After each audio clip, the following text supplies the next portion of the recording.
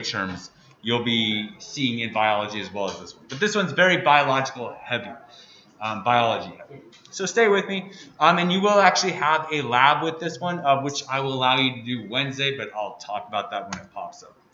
So we're talking mainly about adaptions. That's the big word of the day, adaptions. Why do some species live in one place versus another, right? Well, you can say, well, duh, they grew up there, they're made there, right? But why specifically, biologically, why do some species live in one place but not the other? And when we're talking about environmental science, we'll kind of go into, when we talk about biology, you probably have learned all this. But when we're talking about environmental science, we're going to learn how those specific adaptations also put those animals at risk and why it's not easy to save a lot of species when we're getting rid of certain environments. So adaptations are the acquisition of traits that allow a species to survive in its given environment. So things that help you survive, right? I'm going to throw, we're going to talk about people a lot in this as well, right? We're a highly adaptable species. Does not mean you're going to learn we're not the best species. And I think, it always comes down to the story. Let me finish this, slide, but then I'll kind of go into it. But adaptation is explained by Charles Darwin's theory of evolution by natural selection. Now, going through adaptation, we often, I think, environmental science really kind of drops humans down a peg and really talks about the negative effects humans do. But a lot of us, being humans that we automatically assume that we are the best, the greatest species ever to have lived. Are we? Right? We've definitely adapted to live in this, and our adaptations, our big brains, our opposable thumbs, our upright walk has definitely helped us in the current environment. But look, back millions of years ago, the dinosaurs also had some great adaptations. T-Rex, he was big, he was mean, he was ferocious, right? Had those big teeth. You put a human up against a T-Rex, we've seen Jurassic Park, right? I don't know what would happen depending on if we have machine guns or not, right? But what I'm saying is T-Rex of his time was, kind of maybe the pinnacle, right? But what happened? A comet came along, hit Earth, blocked out part of the sun. Thus, a lot of the big vegetation died. And when a lot of the vegetation died, well, a lot of the big herbivores died. And when a lot of the big herbivores died, the T-Rex died, right? His size, his meanness, which was a absolute plus during his time, all of a sudden became the worst adaptation he or she could have at the time. Why? Who survived? These little tiny rat-like mammals that eventually became us or the rest of animals. So I'm just saying it depends on the situation, right? So keep that in mind when we're going through this lecture that, just because humans are the dominant species now, we might not be. And what might be our number one killer? Ourselves, right? Our overgrowing. We might be causing our own downfall. So evolution, a trait must be inherited genetically for it to evolve, right? Evolution, the process works by you have two parents, they put their genes together, which then made you, right? You're a product of your genetics, which you have been given by your ancestors, your parents. Individuals with traits that make them suited to a particular environment survive and reproduce at a greater rate, right? Think about why the cheetah formed the cheetah. Well, a cheetah became slightly faster, so the slightly faster cheetah could outrun the other one, catch more prey. That one survived. The slower one died, right? Whatever helps you in the environment, just like the T-Rex, being big, mean, with big teeth, helped him in his environment, right? And then when that comet came along, then being small helped you survive. So it really does depends on the trait about what is proper. We often take evolution as a thing of creating the best of the best of the best. No, because environment always changes. Over time, the proportion of genes in the population for favorable traits increase, and the proportion of genes for unsuitable traits for that given area declines. Thus, you slowly adapt or change over time. Elephants are a great example of this right now. So elephants in Africa, over year after year after year, are getting shorter and shorter tusk lengths. I just read this study. Does anybody know why that might be? Why are they getting smaller tusks? Some elephants now don't even have tusks. All of them? Poaching. Absolutely. We are making a species adapt. Why? Because you have the hunters go out and they shoot the elephants with the big tusks because they're looking for ivory, right? They leave the ones that have small tusks alone. Thus, over time, we're going to have elephants in the future that probably have no tusks at all. Rather interesting. Pretty cool, I thought. Anyway. So I guess tusks in a way in the past have been they got tusks for a reason, right? They adapted to have tusks. Well, it helped them out in the past because they could compete with each other. But now tusk is a bad thing, so it's slowly leaving, right? So traits can come and go depending on the environment. Natural selection is that process that does that. The process whereby individuals suited to a particular environment pass on more of their genes to the next generation is called natural selection, right? Passing on those favorable genes, natural selection. Where do the differences in the genes within individuals come from? Mutations. And there's a lot of theory on this. I'm not going to go into Mr. Brian and I get into this argument quite a bit. Not an argument, but a discussion. But there is new news through quantum mechanics, but we're not going to get into theoretical physics here. But quantum mechanics, that there actually might not just be random changes. That's what science is figuring out for right now. But for your minds, just assume that mutations happen through random chance, right? Something happens in your genes randomly mutate, thus either good or bad, helps you out. If it's bad, you die. If it's good, you survive. So mutations, changes in DNA sequence that occurs by chance. Once again, we're starting to figure out maybe that might not be the case, but we're going with it right now because that's what is held in science. Random mistakes in DNA replication, exposed to radiation, like sun even, can slightly change your DNA and might help you in the future. So, where does this go, right? You have two moths here, and you probably can see them. Here's actually a moth right here. I don't know if you can actually see it. There's another moth. Here's a moth, and there's a moth. These are the two same species of moths, right? Anybody remember what makes a species? It's going to be in the test. What's the term for species? Or what counts as a species? Animal, right? But two individuals can reproduce and their offspring can also reproduce, right? Remember that. That's key. That was in the other lecture. But these two moths are actually the exact same species. They just have certain different colors, right? Now, obviously, but there's great difference in between them. So selection pressures through the environment, this is kind of like it goes back to the whole T-Rex and comet thing.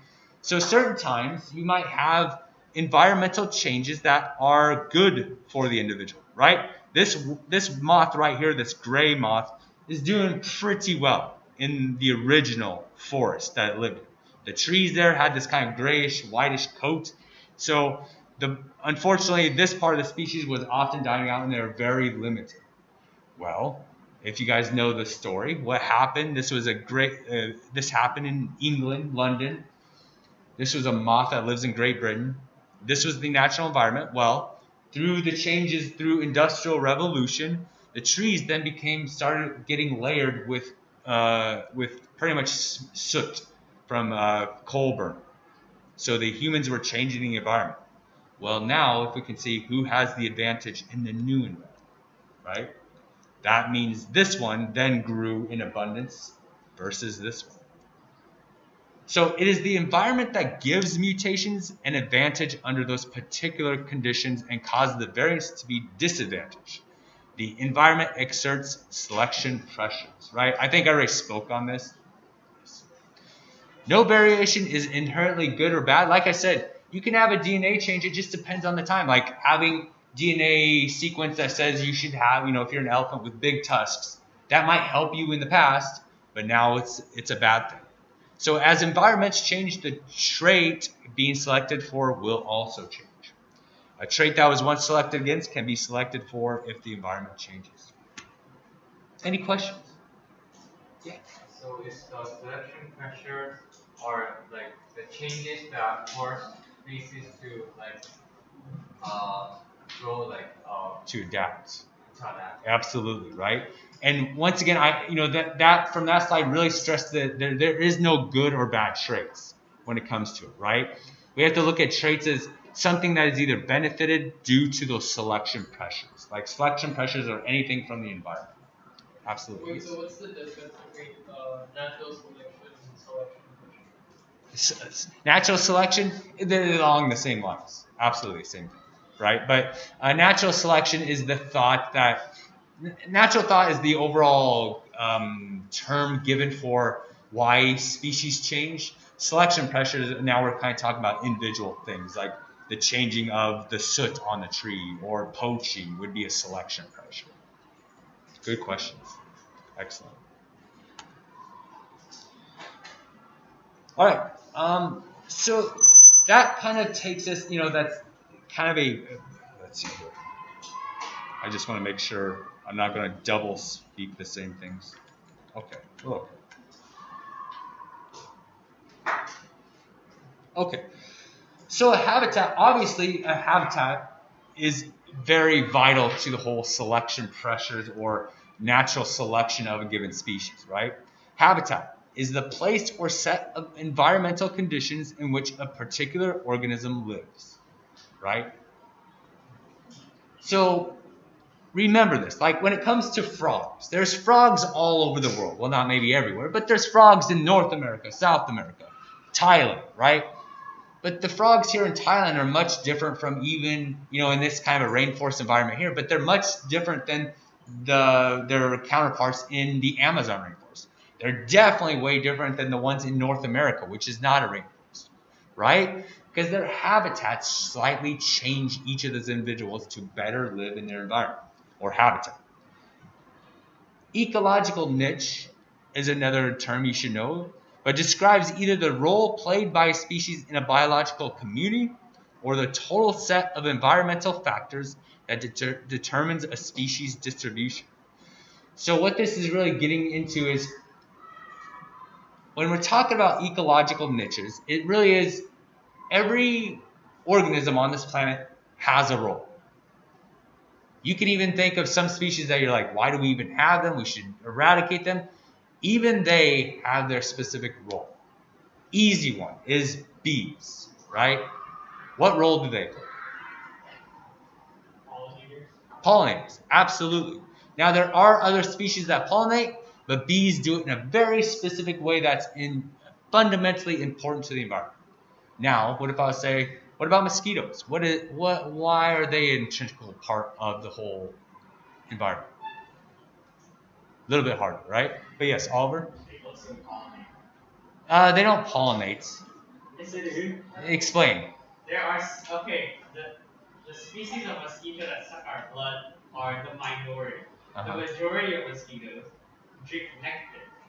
Sugar, right? Sweet. Yeah. Yeah. Therefore, they pollinate plants. But it'd be done in a different way, not as highly as.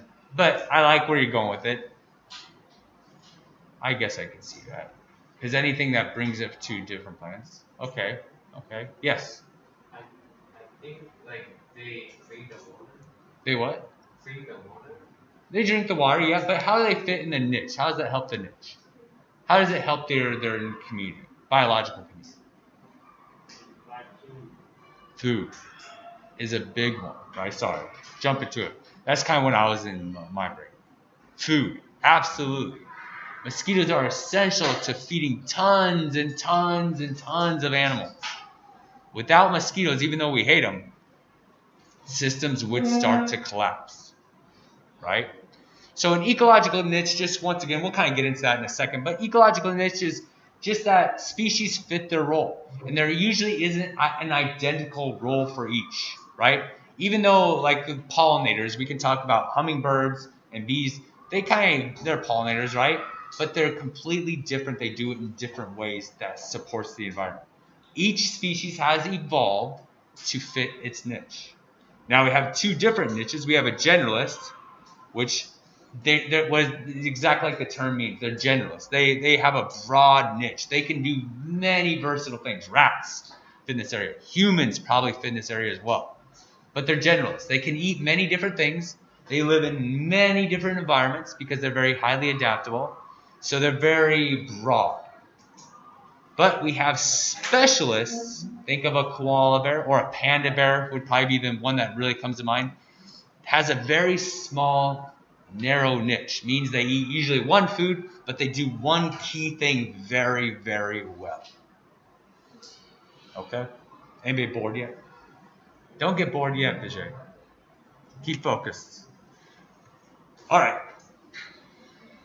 Now, competitive exclusion. Sorry, guys. Like I said, this one is very highly vocabulary driven. Just know that we will kind of get into this. We're breaking that down, and then we're kind of getting into what this means for environmental science.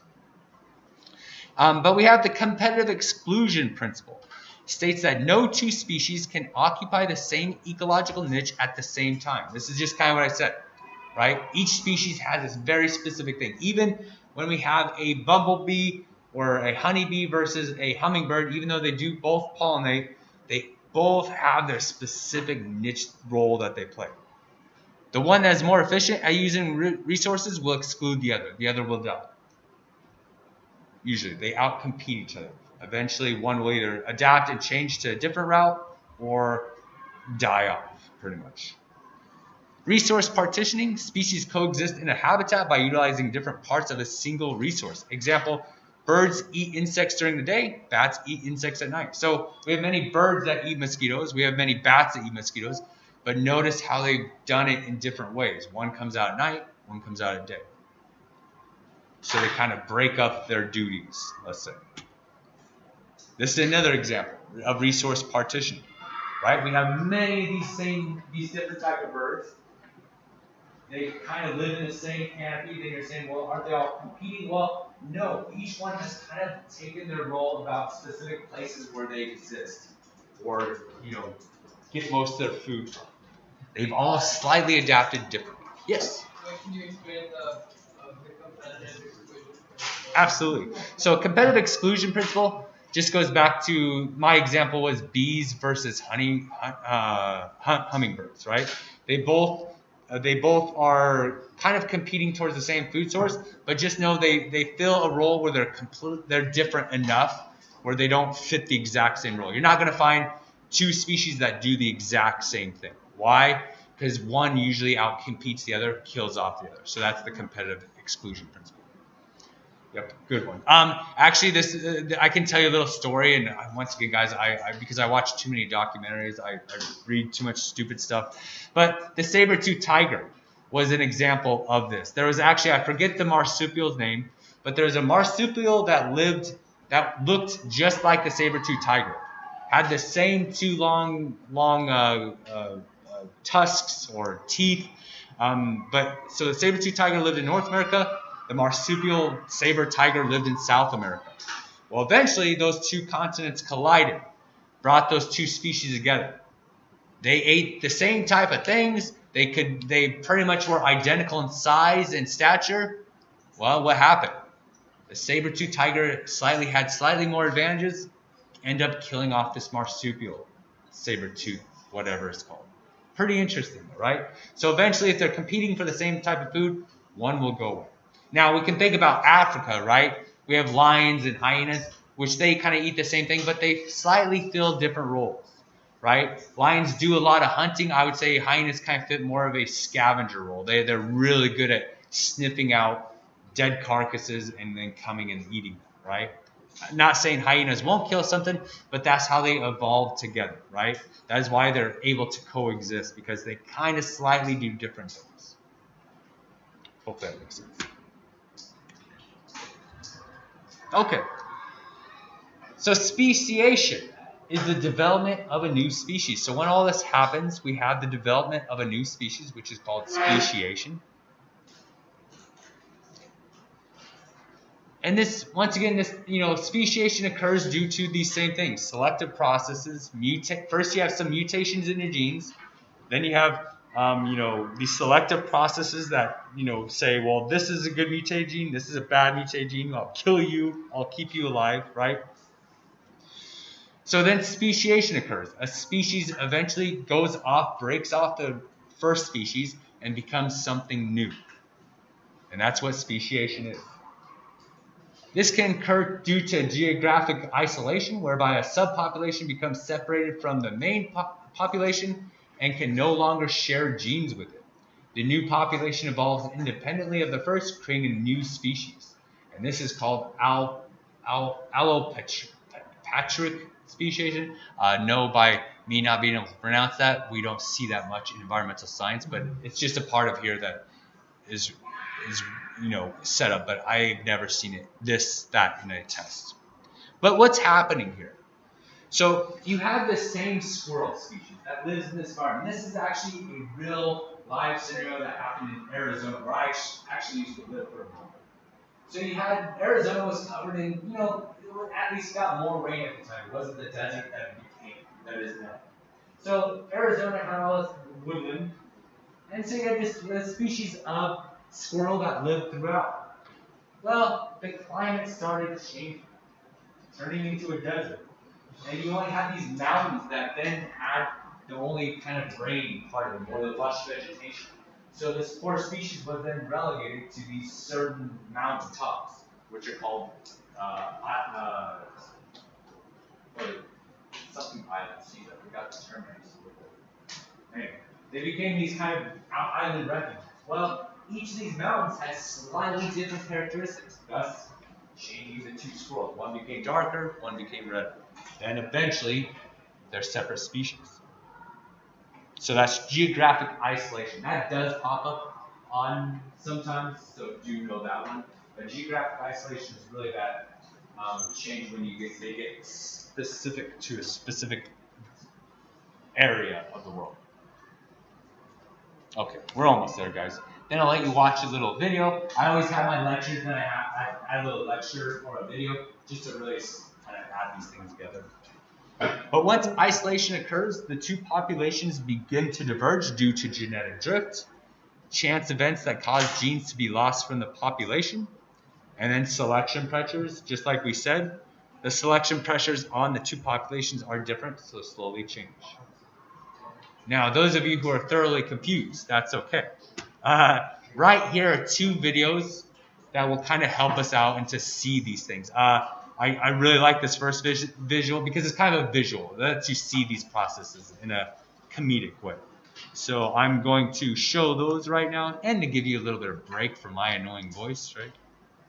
Let's put this on. Okay. So with this, guys, so when we're seeing these different species, right? They have genetic drift, just like Manav asked. They start breaking off from each other, then becoming a whole different species, right? And how do scientists, how do we classify them? Right? Through taxonomy, which is the study of organisms and their evolutionary relationships. It traces how organisms have descended from common ancestors. Scientists assign every organism a genus and species name a binomial so that everyone can refer to a particular organism accurately. Organisms are then organized into higher taxonomic categories such as kingdoms, etc. Boom, you've seen this, guys, right? This is really what we're getting down to. We break them down into family and group and kingdoms, right? And we can kind of break down these species into where they divulged from the absolute, the family tree of life on this planet. Okay, so that takes me to your evolution lab. This is what you're going to work on Wednesday for the class. Do know there's no way you can get this wrong. The main thing is if the only way you could really get points off this is if you're late with it, which it does take a little bit of time. But do know that it's a great learning experience and really kind of shows you the family trees and how things start to develop and by what characteristics. Okay, do know it takes about 45 minutes, roughly 30 to 45 minutes. Even if you're kind of speeding through it, so do know that it does take a little bit of time. So please set that aside. You can either start on it tonight or just know Wednesday. That's what I'm going to give for tomorrow's lesson, and that you guys can complete on your own time. Of course, it's asynchronized Wednesday. Also to just show that you do your own work, there is a screenshot that you can kind of show about where it shows your progression. Just take a screenshot of that by the time it's done. Okay. That is it, ladies and gentlemen. I'm gonna put this on stop.